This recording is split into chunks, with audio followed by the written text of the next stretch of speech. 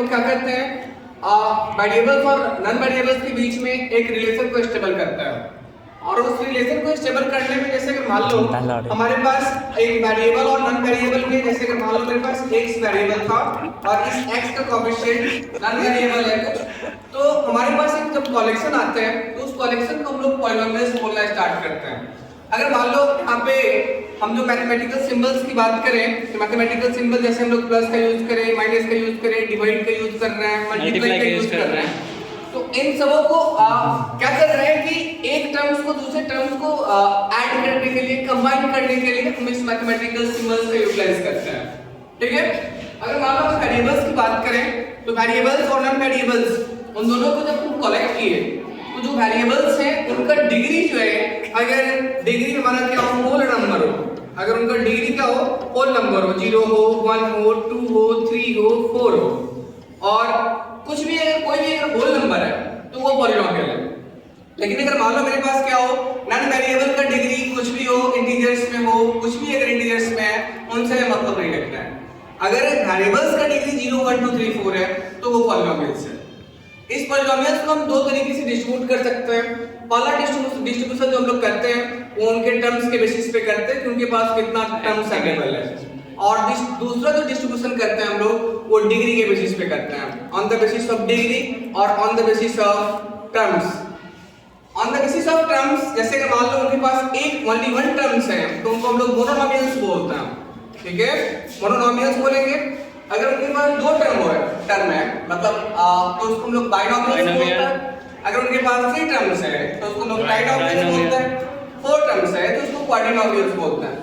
या फिर सीधा समझो जिनके पास 2 टर्म्स हैं और मोर देन 2 टर्म्स हैं उनको हम लोग क्या बोल रहे हैं, पॉलिनोमियल्स बोल रहे हैं।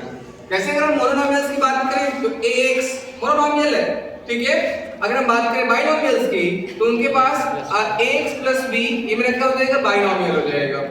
ठीक है, अगर इसमें ax square plus b into x plus c कर दोगे तो ये क्या हो जाएगा, ट्राइनोमियल हो गया। अगर मान लो पहले हम अगर बाइनोमियल की बात किए तो ax plus b, मोनोनोमियल की बात किए तो a था, या फिर ax बोल रहे मोनोनोमियल, बाइनोमियल, ट्राइनोमियल। ठीक है, और क्वाड्रिनोमियल की बात करोगे तो मेरे पास आ जाएगा ax cube plus bx square plus cx plus d आ गया। तो इनके पास नंबर ऑफ टर्म्स कितना, 4 है। अगर नंबर ऑफ टर्म्स 4 है तो इसको हम लोग क्या बोलते हैं, क्वाड्रिनोमियल है। अब डिग्री के बेसिस पे तो हम डिग्री किनको बोलते हैं, तो highest power of the polynomial उसको हम लोग क्या बोलते हैं, डिग्री बोलते हैं। जैसे अगर मान लो सबसे पहले वो जो होता है हमारा, वो होता है अपना कांस्टेंट पॉलिनोमियल। कांस्टेंट पॉलिनोमियल उनको बोलते हैं, उस पॉलिनोमियल्स को बोलेंगे जिनका डिग्री कितना हो, 0 हो। जैसे अगर मान लो a into x to the power 0, ये क्या हो गया, मेरा कांस्टेंट पॉलिनोमियल हो गया। ठीक है, अगर मान लो लिखा हुआ है ax plus b, तो ax plus में b में यहाँ पे जो वेरिएबल्स है उनका डिग्री कितना है, 1 है, तो ये कौन सा पॉलिनोमियल हो गया, लीनियर पॉलिनोमियल हो गया। अगर मान लो अगर ax स्क्वायर प्लस bx और प्लस क्या लिखे है, c लिखे है, तो ये कौन सा पॉलिनोमियल हो गया, तो ये क्वाड्रेटिक पॉलिनोमियल है। ठीक है, अगर मान लो लिखा हुआ है ax cube plus bx square plus क्या लिखा हुआ है, cx, ठीक है, और प्लस d लिखा हुआ है, तो ये कौन सा होगा, तो हाईएस्ट डिग्री जो है वो कितना है, 3 है, मतलब ये कौन सा पॉलिनोमियल हो गया, तो क्यूबिक पॉलिनोमियल हो गया।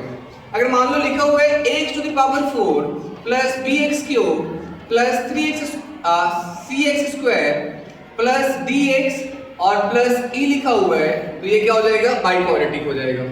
मतलब अगर हम पॉलिनोमियल्स की बात करें तो on the basis of terms monomials, binomials, trinomials, ठीक है, quadrinomials on the basis of degree बोले हम कि किनको, कांस्टेंट पॉलिनोमियल बोलो उनको, या फिर सेकंड जो है हमारा वो कौन है, लीनियर पॉलिनोमियल, थर्ड जो है हमारा वो क्वाड्रेटिक पॉलिनोमियल और क्यूबिक पॉलिनोमियल, और ये क्या हो जाएगा फिर बाइक्वाड्रेटिक पॉलिनोमियल। मतलब कि जितना उनका डिग्री है उनके बेसिस पर हम उनका नेमिंग करते हैं। ठीक है, जैसे अगर मान लो हम बोले कि सर अगर इसको देखोगे तुम, जैसे अगर मान लो कोई क्यूबिक पॉलिनोमियल दे रखे है, तो क्यूबिक पॉलिनोमियल में नंबर ऑफ टर्म्स अगर तुम देखो तो 1 2 3 4 नंबर ऑफ टर्म्स जो है इसमें वो कितना है, 4 है।